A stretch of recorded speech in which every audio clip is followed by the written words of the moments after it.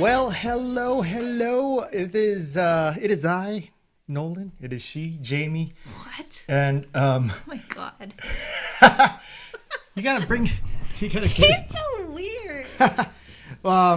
Welcome to another episode of the Pop Live Show. Today, we have added a few things to our set. So as you'll notice, Slide my chair over.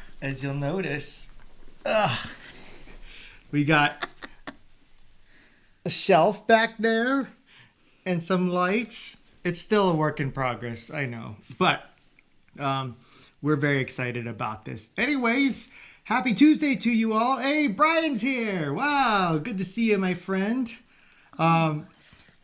We are probably going to get in on some domestics on this episode because we're not prepared, so we're probably going to have a lot of arguments, and Jamie will give me some weird side eyes, but she did eat and drink her coffee, so maybe I have coffee with me. Oh, even better. So if you're wondering why we're squirming around, it's because we also have two dogs in our laps. Jamie's got Emmett and I've got Nato. So if we seem a little distracted, that's what it's all about. Anyways, let's get into it. This week's episode is going to be around kind of like, well, one, the importance of hiring an MC for your virtual event or your regular event. But two, how to choose one and what to look for. And the reason why this came up, originally I was going to talk about something else, but I had a meeting with a potential client on a future conference that they're planning. And we talked about every single thing that they had in mind, the different speakers that they had, who their target audience was, what their expectations. Like, we went over everything except for the MC, which is always kind of the last thought, which is normal, but that's also probably the most overlooked and underappreciated element to an event, whether it's a conference or a fundraiser.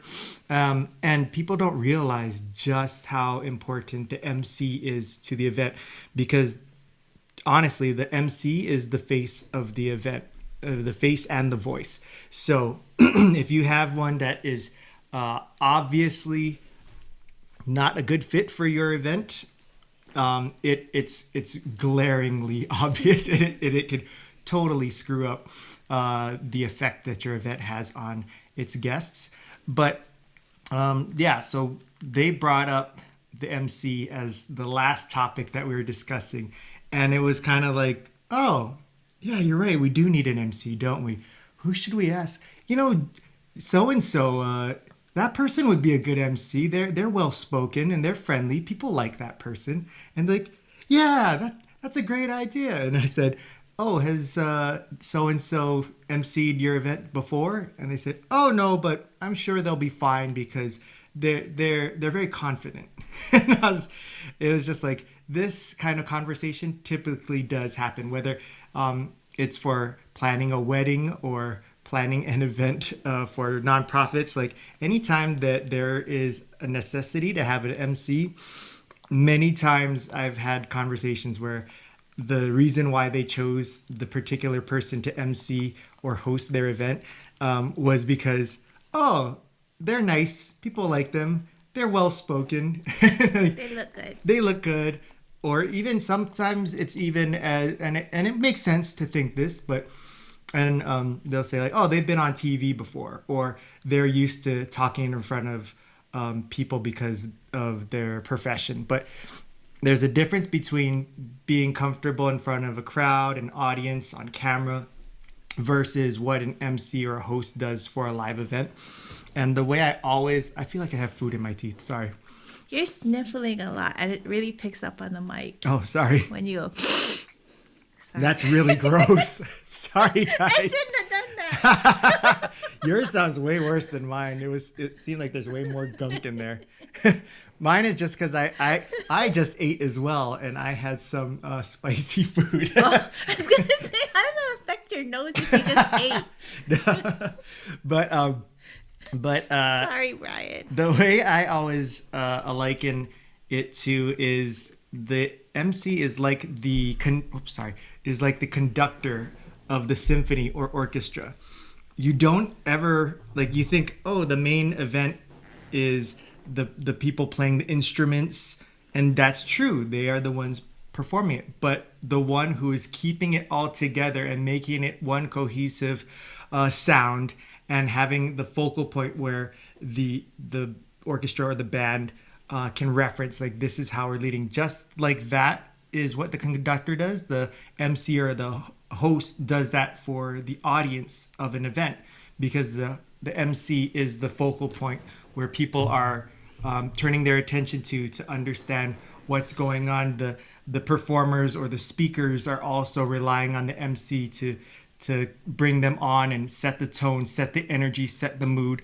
And also the MC or the host's job is to keep the energy flowing.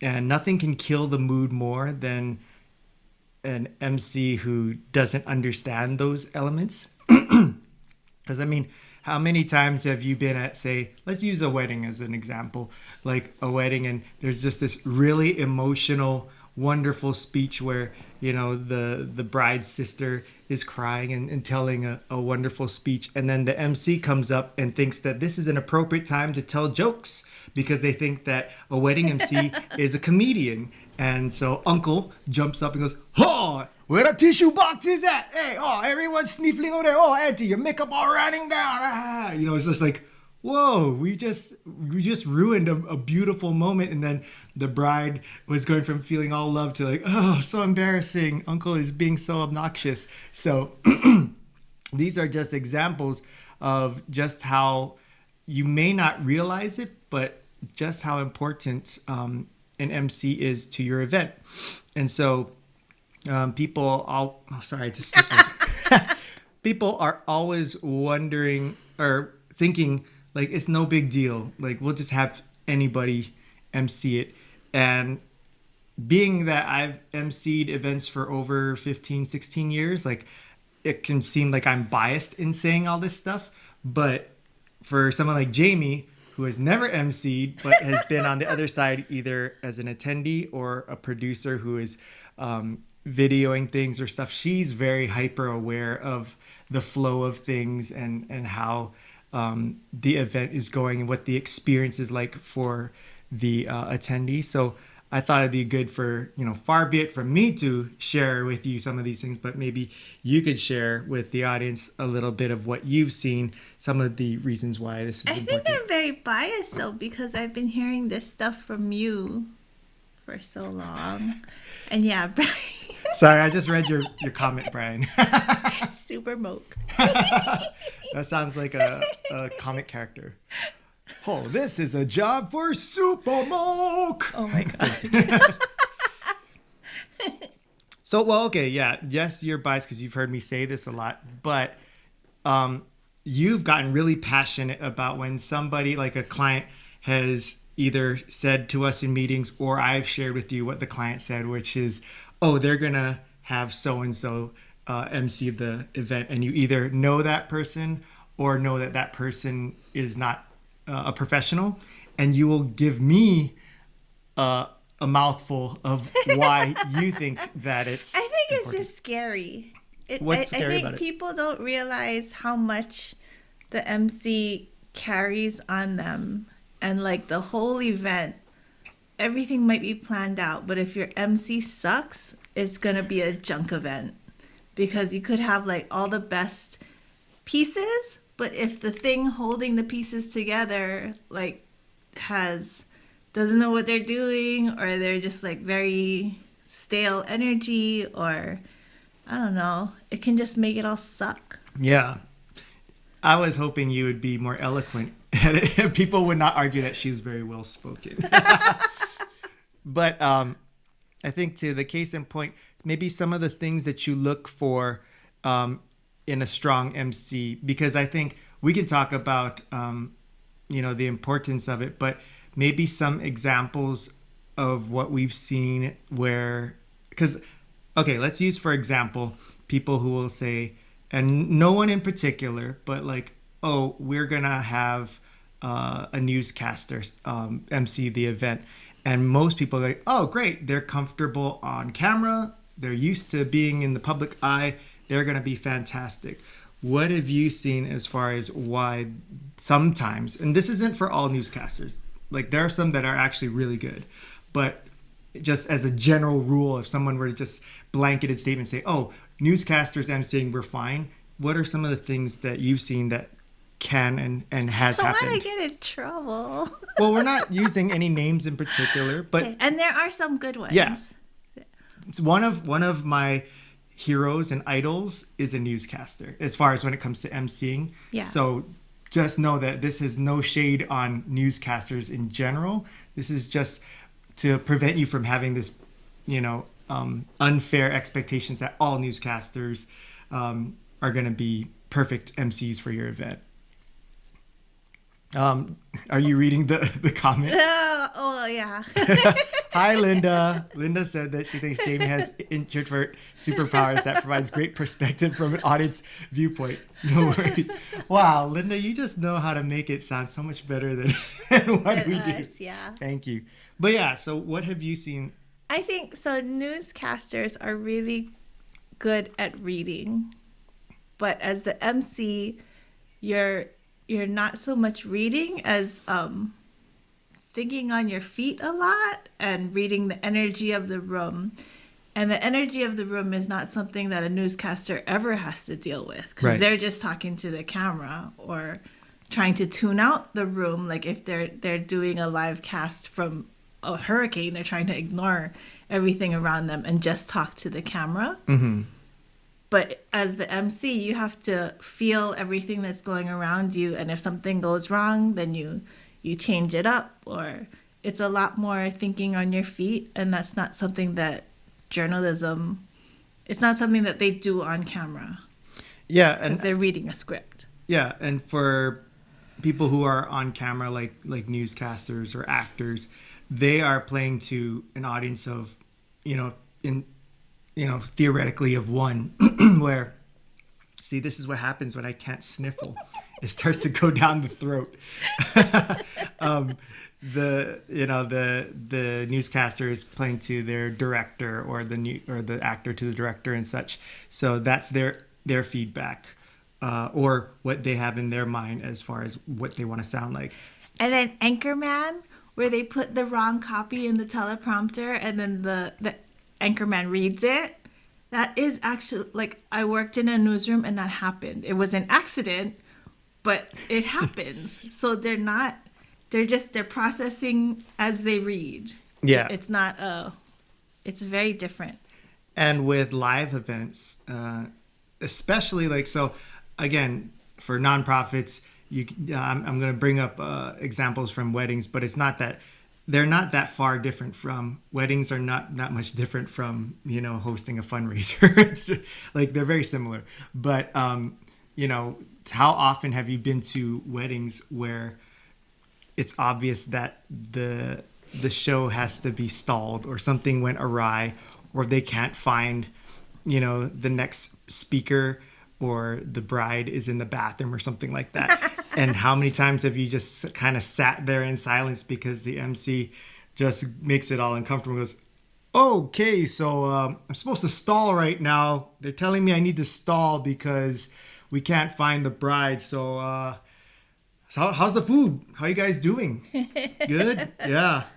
Hey, John, remember the time when we went to the high school dance? And it's just like, and we were just like, why are we here? Like this feels like this wasn't planned, or this wasn't part of it, or that everything right here, because he's saying he's stalling, is just wasting time, just killing time. So for, people like, actors or newscasters who are not comfortable with improv, or feeling the energy of the room, or being aware of their surroundings and such, it can be a kill spot right there. If something doesn't go according to the script or timeline, it's just like, okay, I need direction. Somebody give me a script to say what to say, stuff like that. So for MCs and hosts, that's why when Jamie said it's really important to read the energy of the room and be able to think on your feet, I would say that has been the most a prime example of when I can see the difference between a professional and experienced MC versus one who, is well spoken and is nice and people like them, but they're not MCs. So, and Linda, you put it right on the head. You're saying improv. Like, improv skills are so key and important for an MC, and you need one that will feel comfortable in any situation. And there's been many times when I was sweating bullets underneath my coat when things were not going right, but I made sure that not to show it, and in the tone and the words I was saying made everyone feel like everything was fine and this is totally normal. And you just need someone who can keep the audience feeling like that. I had this one example of where I was emceeing a wedding and they told me like they really needed to stall for a long time. So like 10 to 15 minutes, which most of the times they just be, okay, guys, go and we're going to take a break. But it was in the middle of the program. So, we just heard some great speeches and all these things and people were feeling good and they'd eaten already. So it's not like, hey, let's take a 15-minute break and everyone just like hang around. And when we're ready, we'll come back. It's like you kill the audience that way. They're going to start wandering and having conversations. It's going to be hard to bring them back and have their attention back to the stage for the rest of the program. So, paying attention, as Jamie said, is a key point, because I was paying attention to, the speeches and the different people who were attending. I was aware of the type of personnel and friends and family that were there. So we were able to create an impromptu dance competition. And that was just because I knew, the bride had a history of dance. She had a lot of her dance troupe friends from her childhood there. I knew some of the personalities that spoke on, did a speech, that they're comfortable in front of a crowd and such. So, I just created an impromptu dance competition, and the crowd and everyone was just having a great time and laughing and cheering. Me and the DJ are playing the music and stuff, and it was a contest for nothing but our entertainment. There was no prize whatsoever, but being able to create that environment, everyone was just having a great time laughing and such. And so when they said, okay, we're ready to continue back on with the program, it was so seamless that it's like, all right, thank you guys, thank you for our contestants, and now we're going to move on to the cake cutting ceremony, something like that. And so many people later on told me they had no idea. They thought that the dance contest was all part of the in fact, Jamie thought it was. She was there. She thought that was part of the program. But that's a great example of not that your nonprofit event is going to need a dance contest, but these are the reasons why when we say you need to pay attention to the room and the energy and such. Especially virtual, because you never know what's going to happen. Yeah. I'm going to leave your mic off all the time. Yeah. Oh my gosh. So the first virtual event that we ever did where I was emceeing, she kept not turning my mic on, and I wasted all of my good energy in my welcome speech, and no one could hear it. It was just like, and after 40 seconds, she's like, oh wait, I forgot to turn your mic on. And she turns it back on. No, we were getting comments. Oh, comments were saying that I can't hear anything. So I had to come on, and it wasn't like I had my intro speech on a teleprompter or memorized. And so, I had to just go back. I go, okay, well, apparently you couldn't hear anything I said. And so that was just for me and the people in this room. But for the rest of you who are hearing my voice for the first time, welcome. And I kind of had to do the whole thing all over again. And it actually became a running theme because throughout the night, she kept forgetting to turn my mic back on. And every time we come out of break, same thing. So that could really throw people off and get them really upset as far as the MC goes and ruin the whole vibe of the whole event.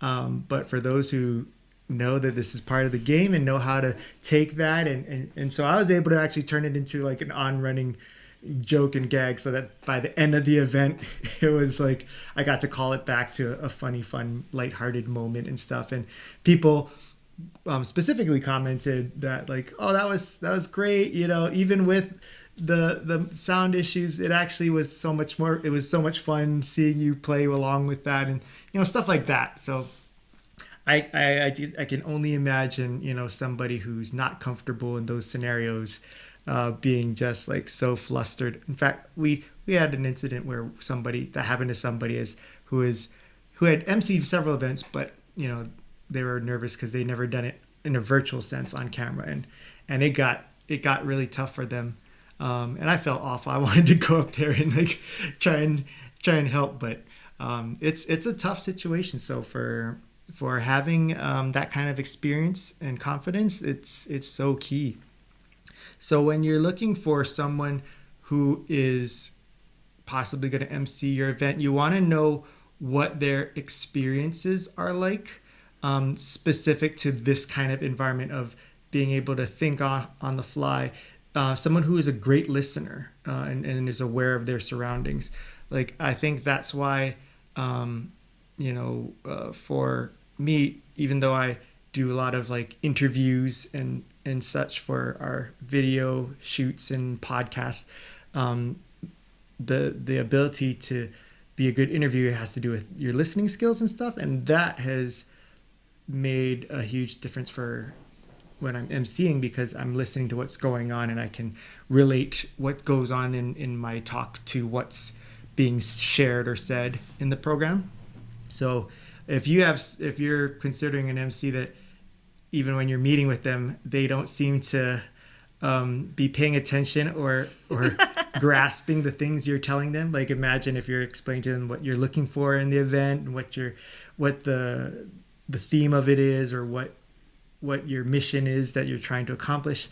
And if they can't seem to grasp that and be able to repeat that to you in a way of that where you feel confident that they understand what your organization's about, what your event's about, who your audience is, there's a good chance they're not going to be able to do that the day of, because for whatever reason they don't listen well, or some people are very egocentric and this is their opportunity to just be kind of on stage and be the show, and you kind of want to avoid those type of characters too. Those are the ones where they are out there to get their agenda across or do their shtick or spiel. And you want an MC that can be more of a chameleon, that can fit into your environment and blend in with your audience, with your mission, with your voice. Basically, they're your voice to your organization. So you want to make sure that their voice is consistent with what you're trying to say. I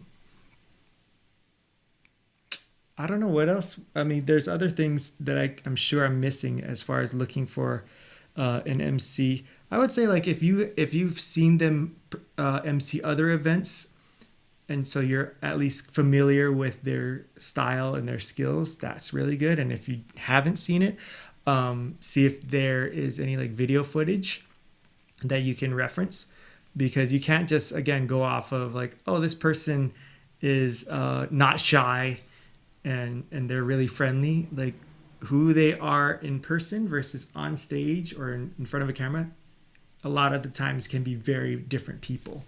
So don't just go off of what your personal relationship with them is like.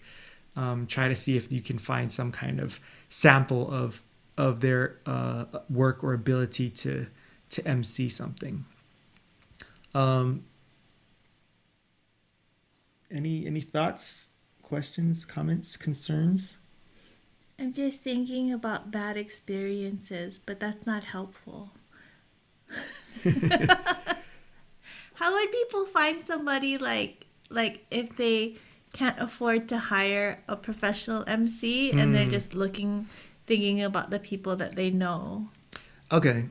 So that's a great question, because a lot of the times, especially with nonprofits, there just isn't a budget to hire a professional MC. Linda's asking, how can one make moderating like on Zoom less painful? Is it like emceeing an event? Yeah, It is? Wait, I think so. how can one make Moderating. on Zoom less painful? Yeah, okay. So, great question, Linda. I've had the privilege of emceeing or hosting or moderating Zoom events, which are even more difficult than live event emceeing. Live event emceeing is so much easier because you have the audible reactions and facial expressions of your audience to gauge how things are going. That's a lot of the times I'm able to navigate what the energy of the room is based on what I can hear and see in the audience. With Zoom, half the people don't have their cameras on and all of them have them on mute. So you're just talking to a dead silent crowd, kind of like what I'm doing right now, except Jamie's here with me, which is very helpful. But it's really tough. So the key is, in my experience, is to not rely so much on the response as far as to gauge how you are doing and feeling. You can gauge how you're doing a lot of the times by what you see in the chat. Again, sometimes people aren't even active in the chat, so they're not going to put anything there, but just keep the focus on what you, if you were an audience member or attendee, would feel. So if you think that you would want a moderator who's paying attention to what others are saying or thinking or feeling, you should do that too. So one thing that I usually do, that when I start to feel like I always try to do this anyway, but if I start to feel like I can't tell what the reactions are by people's faces or they're not saying anything, I will make sure to reach out to them and try to interact with them in trying to engage with them and saying like, I don't know if you feel this way, but what are some of your experiences and such, and encouraging them to throw it in the chat. Because if you say to tell you audibly, no one's going to just jump on and go, oh, let me unmute. Let me tell you my experience. A lot of them will sit back and wait or not feel comfortable talking. But if you encourage them to throw it in the chat, they'll like quickly go, oh, and tell you. And so kind of like what we're doing now, when I see your chats and comments pop up on the feed here, I get re-energized and I'm like, okay, we're talking about something that obviously is resonating. Like that can be my feedback. So as far as when you're moderating a live Zoom and stuff like that, always try to remember that you're not just the person on stage and people are gonna pay attention to you. You have to try to make it engaging and interesting to them. So one way to do that is just communicating with them by either asking them a question or encouraging them to share their thoughts in the chat, or even just getting them to say, give me a thumbs up if you agree. Something where they have to give you something back, because if you just wait for them to give you something, there's many times where they're not going to do it, and then that can kill your energy and your spirit, and you're like, oh, nobody's listening to me. This is tough. But and just know it takes a while for them to warm up. They're not gonna, it's like, it's not gonna be like, here's Nolan, hey guys, how are you doing, give me a thumbs up if you're feeling good. Like if you start off right out the gate, they'll probably they may disappoint you, and then that can kill you. Like, oh, nobody's feeling good, no thumbs up. All right, well, let's just go into this thing. So I would kind of warm them up so that they can get to know your personality, hear your voice and your energy. And that's when they'll start to trust you, so that when you do get to that point where you ask them how they're feeling or ask them for some kind of response, they trust you and they want to support you and help you out. I think something I noticed when I observe you moderate these Zoom things is the energy that you bring is like, I'm the MC, I'm in charge of everybody having a good time, and so like you're going into it with that positive mindset and knowing that it's on your shoulders. And I think other events that I've been in where I think they just think of themselves as like a moderator, and they're a little bit uncomfortable and they're kind of awkward. And they're like, well, I guess we can start with this. Yeah. And so what do you guys think? Oh. Or, like, and so it's a very like bringing it down kind of energy. Mm-hmm. So I think just the intention that the person has Yeah. makes a big difference. Yeah, for sure. Hope that helps a little bit, Linda. If you have any specific questions or these brought up other thoughts, let us know. But going back to the original question that Jamie had as far as for organizations or people that cannot afford a professional MC, that's a difficult task, because even when people ask me to suggest a professional MC, I could count on one hand how many that I trust and that I would refer out. Like, a good professional MC is really hard to find. So to get a good amateur MC is going to be even harder to find. But that doesn't mean it's impossible. So to me, the most important elements when you're considering selecting an MC for your event that is not professional is that they truly understand and are connected with your organization, because you can't replicate that. If someone truly believes in your organization and the purpose of this event, that can be so valuable.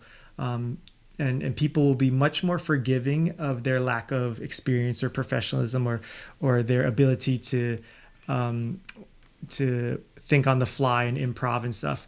They'll be way more forgiving of that, because one, they'll know, okay, this is obviously not a professional, but man, this person really is connected at the heart and soul of what this is about, and they can latch on to that. So we've had many great experiences where, hi, Devin. Oh, how appropriate. We're talking about professional MCs, and that I can only count on one hand the amount of professional MCs that I would recommend. And I will be happy to say that Devin Nakoba is one of them. And I'm not just saying that because he's here. But anyways, we've had many great experiences where... Devin, I want corned beef hash patties as payment. See, Brian, even though she ate before, food is still playing a huge factor on her life.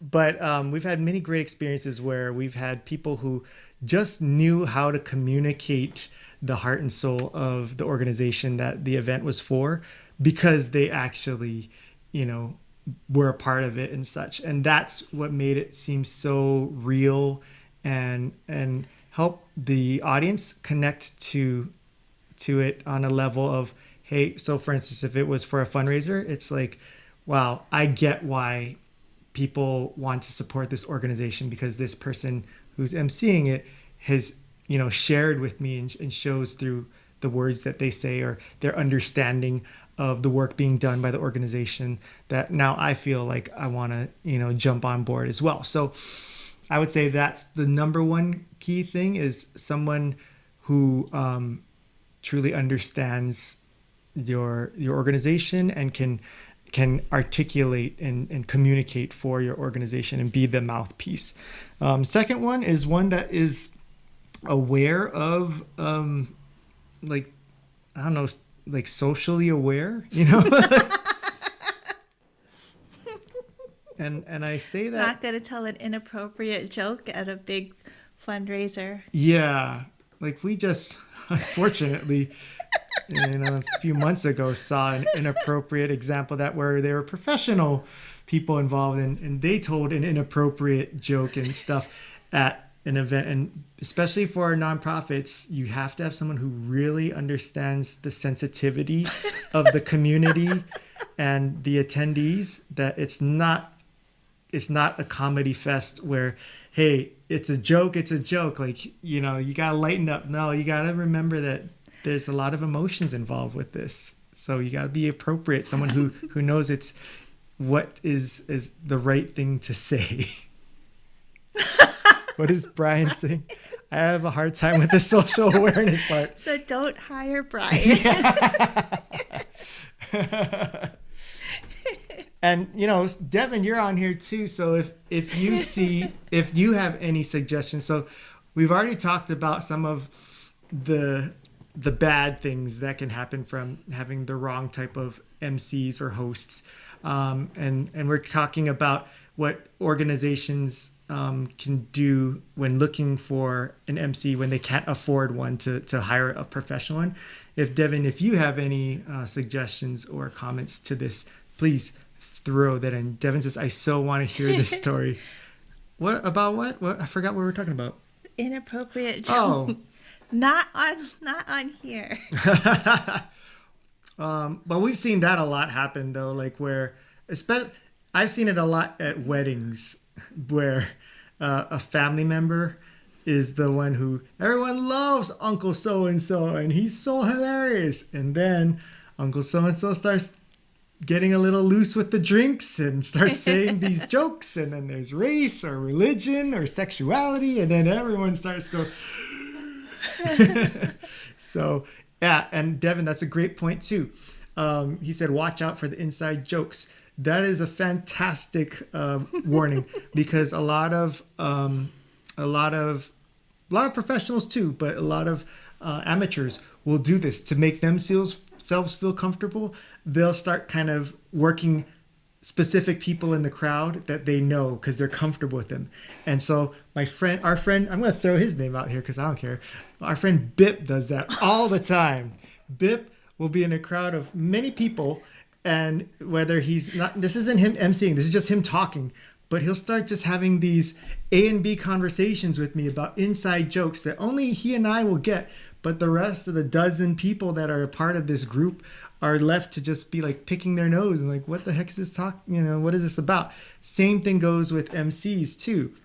When you have someone who doesn't understand this, they'll start telling inside jokes. I had a professional one that I was attending a friend's wedding, and this professional MC, who's not on here, so it's not Devin, was up there and doing a really great job. And then all of a sudden he noticed me in the crowd, and then he spent a lot of time in the program since then bringing me up. And then there's Nolan Hong over there, and then Nolan Hong does it, and Nolan, and it's just like, oh no. Like, one, people don't know who I am. Two, they don't see me because I was not a good enough friend to be up in the front, so I was in the back of the room.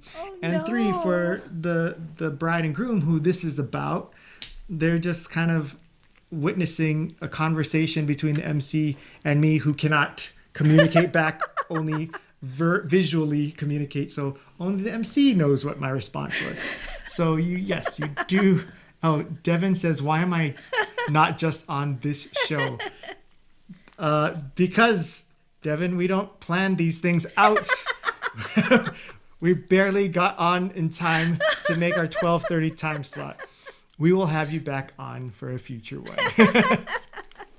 But so that's, again, sorry, we keep going back to the things we want to avoid, and we're not being helpful with giving explanations of what to look for.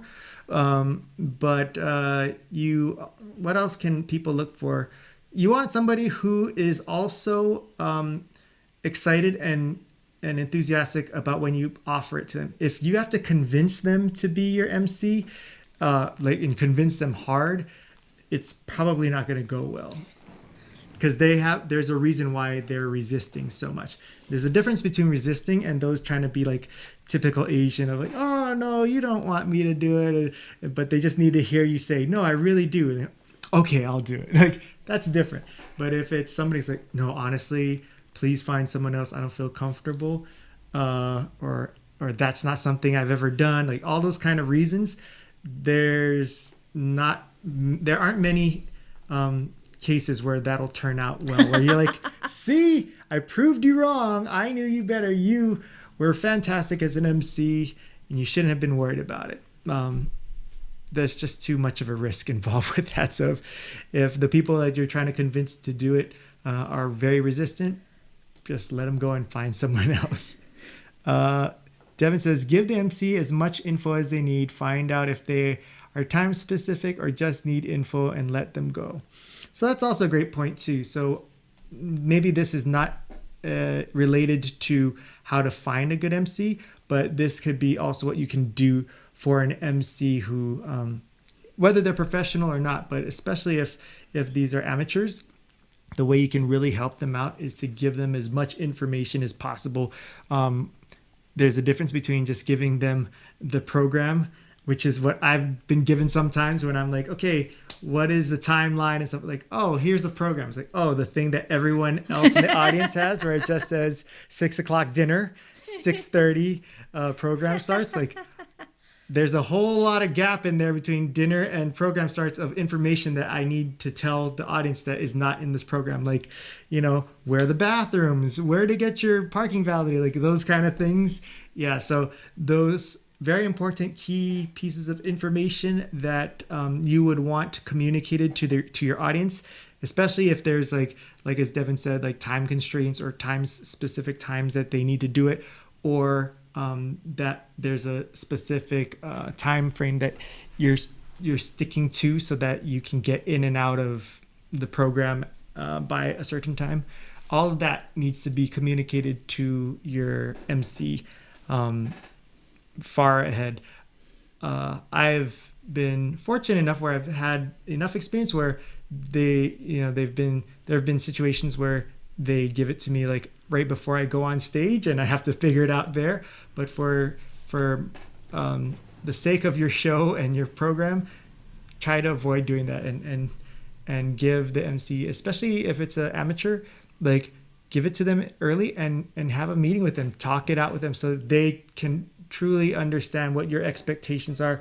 You can communicate what you wrote down for them. You can communicate to them what you mean by it so that they feel confident that they know what the outcome is that they're supposed to be looking for and the message that they're trying to get across. Kevin said, "You so funny in private can be very different when they get in front of people." Oh, okay. And professionals, wow, Devin, you should have just been on this show. And professionals don't mind helping out for a good cause. Just don't ask them to work a 4 to 5 hour program. Maybe break it up into shifts. Oh, that's a nice point too, Devin. So, talking about how these nonprofits don't have a budget to hire a professional MC. Some people, sometimes this can go for me too, not always. We are able to do things, pro bono or whatnot, if it's something that is really meaningful or we can fit it into our time or budget or whatnot.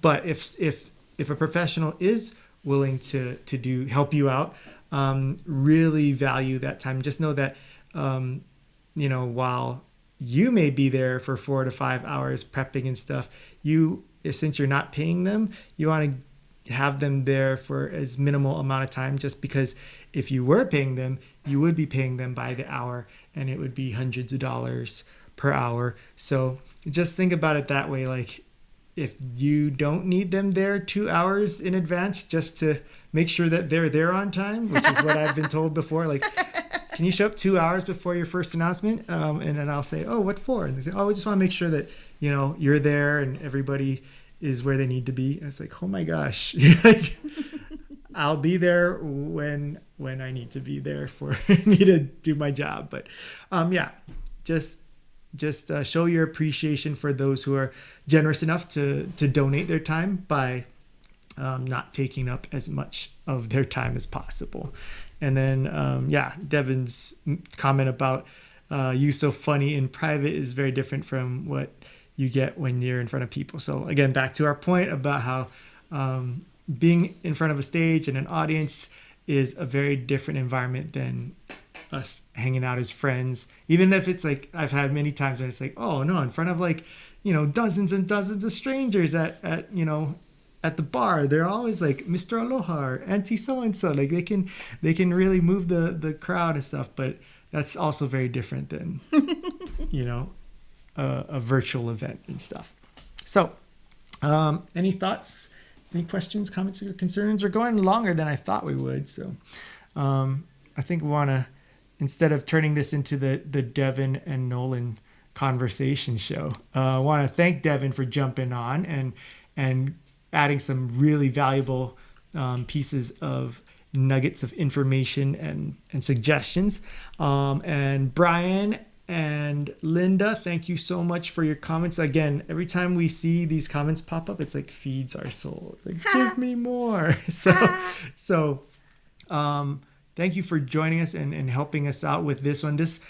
I know it went a little long, but this is something that I'm so passionate about. And I feel like because I have these conversations and experience a lot of these things where the MC is not considered or thought of in planning an event, like I really wanted to hammer home some of the experiences and some of the thoughts that we have on this, because it can really make a significant positive or negative difference on your event and the effectiveness of it. So I just really wanted to spend as much time explaining it as thoroughly as I could, in hopes that it could help. Oh, thanks, Brian.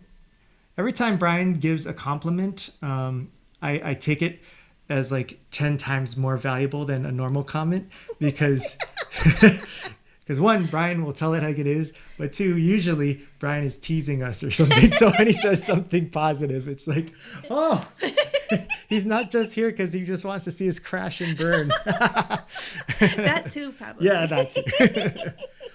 But we'll be back here again next week. For those of you just joining us, we do this every week, every Tuesday at 12:30 Hawaii Standard Time.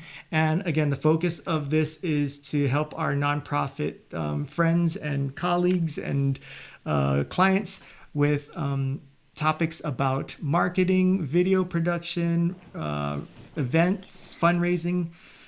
We just wanted to share as much knowledge as we can muster up and find and gather to share with you, so that you can improve on your communication and marketing and such, because we know from working with so many wonderful nonprofits that this is a real pain point for you all. And a lot of you don't have the funds or resources to hire.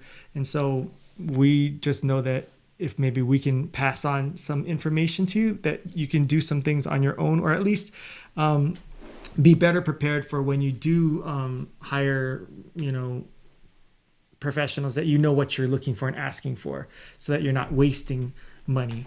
So that's what we're doing here. And if there's anything in particular that you want us to talk about or cover, again, we've covered so many different topics, but we have a list of other ones that we still want to bring up. But if there's ones in particular that could really help you out right now, that we can be of help, let us know. Throw it in the comments section below, or you can email us at info@popcm.me.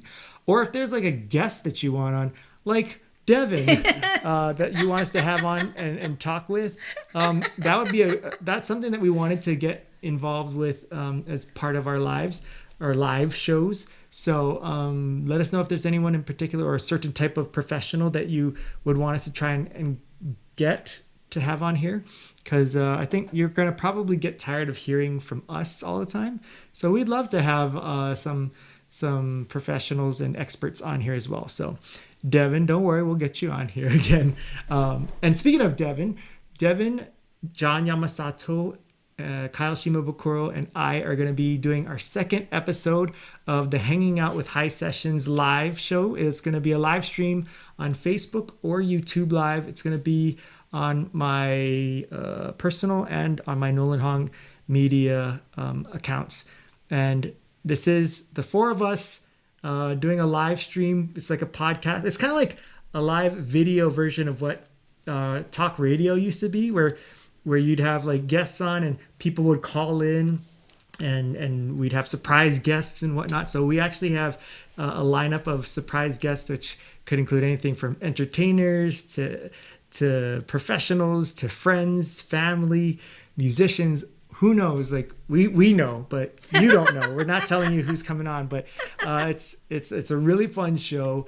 It's interactive. We talk about whatever, and even what we see in the chats and the comments, we bring that on. And we've even been known to bring on guests based on the chats. Like we see a friend like, hey, you want to jump on? Hey, come on. And then we'll bring them up on screen and stuff. So it's a really fun show, and we really hope that you join us for that. Go to my Facebook page. It should be a post on there where it says an upcoming event, but it's this Friday at 7 p.m. Hawaii Standard Time. So, anyways, Linda said interviews may be an interesting dynamic. Thanks. I'm glad that you think so too, because I think that would be a really fun new perspective to this show. So we'll definitely work on that. Anyways, with that being said, have a great rest of your week. Thank you for joining us. What's going on? I have to remember how to close the show. Oh, I thought something bad happened. I thought you were going to say my mic wasn't on this whole time, and then we had to do the whole show all over again. Anyways, let's continue on this conversation in the comments section. I see that there's actually still some good conversation going on here. So even if you're not watching this live and you're watching this on demand, let's keep the conversation going in the chat. So Devin, Linda, Brian, let's keep talking about this offline, or I guess online, but in the chats. All right. So thank you for joining us. We'll see you next week. Bye.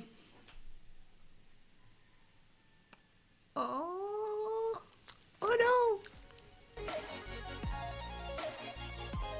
I don't understand why you don't turn the mic off before you start saying, oh no.